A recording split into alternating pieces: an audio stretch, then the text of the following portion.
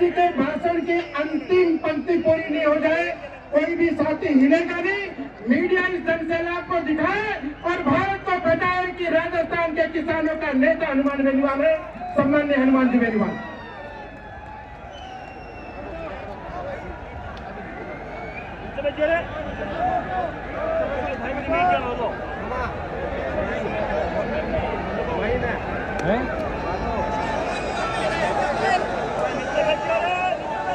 बीकानेर की धरती पे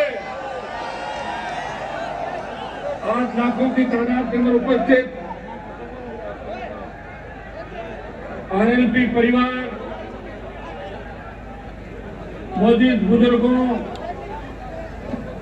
नौजवान साथियों,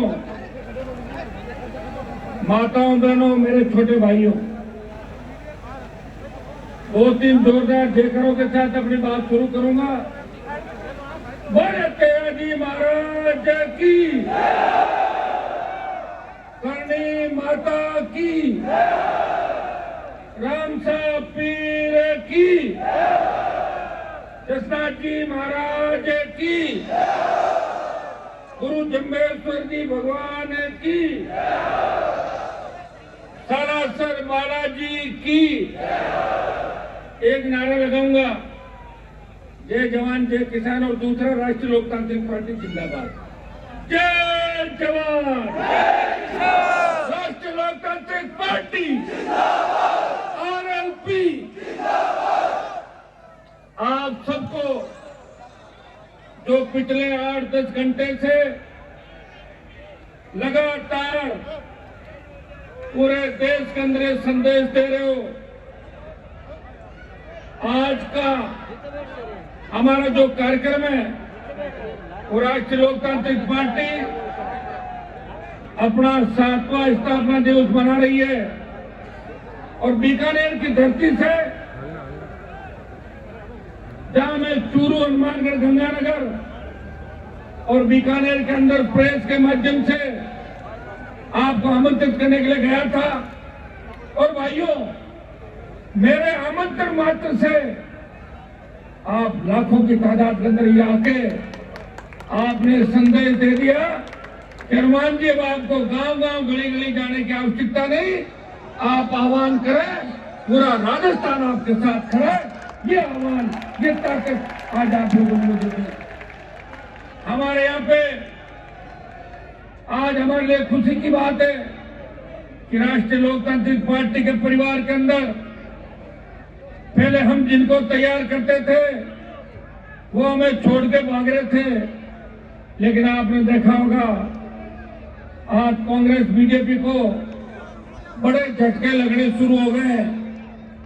कांग्रेस के कद्दावर नेता मेरे भाई दिलीप जी चौधरी, जो लगातार 98 से लेकर जब मैंने शुरू की राजनीति, उस समय से जैतान सीट से संघर्ष कर रहे थे, सरकार के पूर्व मंत्री रहे, और मेरा हमेशा अच्छा संबंध इनसे रहा। मैं कहता था, दिलीप जी, अकेला कब तक लड़ूंगा, हर जिले में एक एक व्यक्ति तैयार करो, अपना पूरा जीवन निकल जाता है इन पार्टियों के अंदर। कौन पूछता है, अगर एमएलए एमपी बन भी जाते हो तो अपना नंबर वहां आता ही नहीं जहां से सिस्टम चलता है।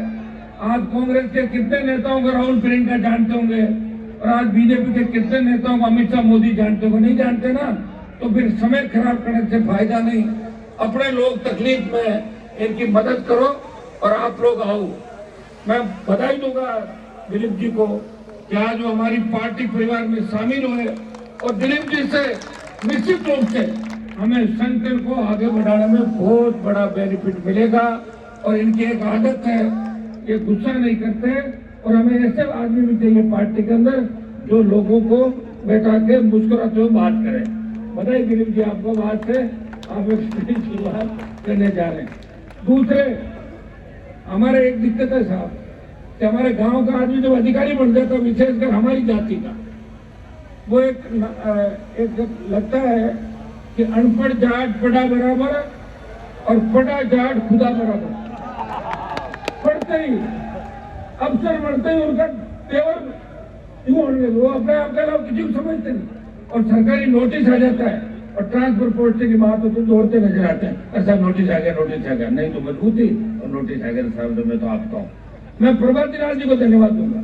प्रभाती लाल जी जाट जो सीनियर आरएस और जहां भी रहे मजबूती के साथ रहे, गरीबों की सेवा की। और मैं इनको देखता था जब मैं बीजेपी कांग्रेस के खिलाफ लड़ता था, एक जगह गया मैं, तो इन्होंने कहा कि हनुमान जी का कार्यक्रम है, मुझे नौकरी से निकाल दो, मैं तो जाऊंगा प्रोग्राम में। तो ऐसे लोग ही आरएलपी के अंदर आ सकते हैं। मैं प्रभाती जी को बधाई दूंगा कि आप इस पार्टी में शामिल हुए और अपने जितने भी अधिकारी राजस्थान के अंदर है, जो किसान के बेटे हैं, जो दुख तकलीफ के दौर से गुजरे हैं, लेकिन अच्छी पोस्टों में जाने के बाद माल कमा के बोलते लोग, उनके दिमाग खराब हो गए, उनके दिमाग आप ठीक करें उन लोगों, अपने लोगों, और आज से लग जाए कि उनको धरातल पर नीचे लाए। तुम किस खेत खलियान से निकले थे, किन गांव की गलियों से तुम्हारा बचपन गुजरा था, और किस तरह से पढ़ते थे, जेब में फीस नहीं थी, और आज गुड़गांव में फार्म है, जयपुर में सिटी रोड पे फार्म है, कालवाड़ में फार्म है, कहाँ से ले आए? और तुम कह रहे हो हनुमान तो ऐसे ही खराब हो रहा है, तुम कौन सा आबाद हो रहे हो भाई? कहीं कहीं जाके हाजिरी ले रही है। हनुमान ने तो पार्टी बनाई, दोनों पार्टियों का दिमाग ठीक किया। पिछली बार भारतीय जनता पार्टी मेरे दरवाजे पे खड़ी थी, बीजेपी को लात मारी, इस बार कांग्रेस दरवाजे पे खड़ी थी, फिर सांसद बना और फिर किसान के सम्मान की लड़ाई लड़ी। जब देश के किसानों को आवश्यकता पड़ी, तब उत्तर भारत के अंदर जब हरियाणा पंजाब का किसान मेरे पास आया और बोला कि हरियाणा यूपी पंजाब के किसानों ने और किसान नेताओं ने राजस्थान के लोगों का साथ दिया, हनुमान जी हमारे नेताओं के जंग लग गई, आप मोदी की सत्ता को छोड़ो और किसान बिल वापिस हो जाएंगे। मैंने कहा अगर हनुमान बेनीवाल के एनडीए छोड़ने से किसान कौम की जीत होती है, तो जिस तरह छोटा बच्चा बोल के ठोकर मारता है, मैंने सत्ता के ठोकर मारी और अपने भाइयों के साथ छड़े पाके ले गया। भाइयों, इससे ज्यादा त्याग समर्पण इस देश के अंदर कोई नहीं कर सकता। किसान के बाद जब देश के अंदर जवान की बात आई, जब सेना को ठेके में दे दिया, इस देश के अंदर किसी पार्टी ने झंडे के साथ आंदोलन नहीं किया। राष्ट्रीय लोकतांत्रिक पार्टी ने झंडे के साथ आंदोलन किया और सेना के सम्मान को लौटाने का प्रयास किया। जोधपुर में 2 लाख जवानों की रैली, ऑल पार्टी लोकसभा, उसके अंदर हमेशा मुझे लड़ता हुआ आप देखते हो। हर मुद्दे पे बोलता हूँ कि अग्निवीर को समाप्त करो, दिल्ली को घेर लेंगे। और ये हमारे संघर्ष और हमारे जो हुंकार है उसका एक परिणाम है कि जब अग्निवीर आया था तो 25% को रख के 75 वापिस भेजने की बात थी। जरूर मोदी सरकार बोली अब 75 को रख लेंगे, 25 बार भेज रहे हैं। और जिस दिन मैंने दिल्ली कूच का ऐलान कर दिया वो 25 भी हट जाएगा और पूर्व की भांति सेना बढ़ती रैलियां इस देश के अंदर होगी। यह मैं आपको विश्वास दिलाता हूं। भाइयों, मैं हमेशा लड़ाई पूरी लड़ता हूं। सेमीफाइनल मैंने कभी नहीं खेला।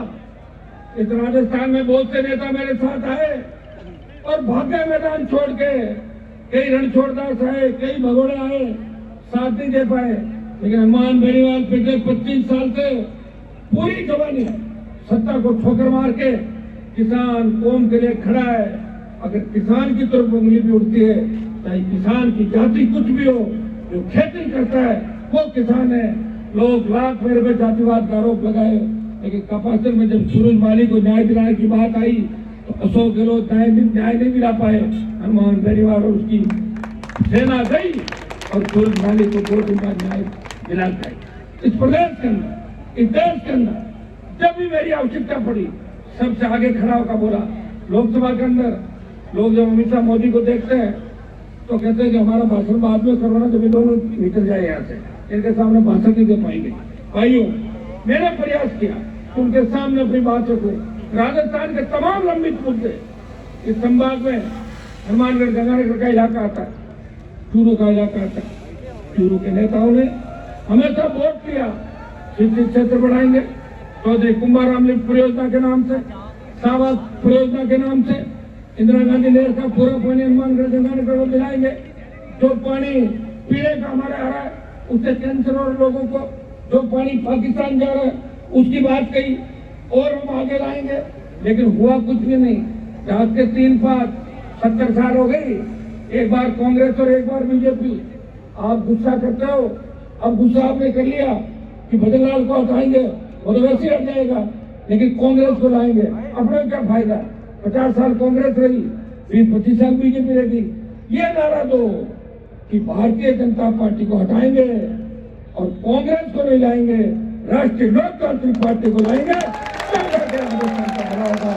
भाइयों, मैं आपको विश्वास दिलाता कि मुझे नहीं तो कोई सत्ता अपनी तरफ मोड़ सकती और मैं मेरी कोई रेड तय कर सकता। अगर मैं कमजोर होता और दूसरे मामलों में होता तो अभी तक अमित शाह और मोदी की ईडी सीबीआई मेरे घर की ओर आ जाती। बिजली का बिल जमा नहीं कराया, वो तो हर कोई नहीं कराता। सेटलमेंट की स्कीम सरकार तक सुनेगा। सेटलमेंट की स्कीम सरकार की स्कीम होती, अधिकारियों के दुनिया भर के सरकारी दफ्तरों के बिल बाकी होते हैं, लेकिन मेरे से तो पैसे भी ले लिए, मेरा कनेक्शन काट दिया। जब मैं घर पे नहीं था, चोरी छुपे कनेक्शन काटा। मैं हाईकोर्ट गया, हाईकोर्ट ने अच्छा फैसला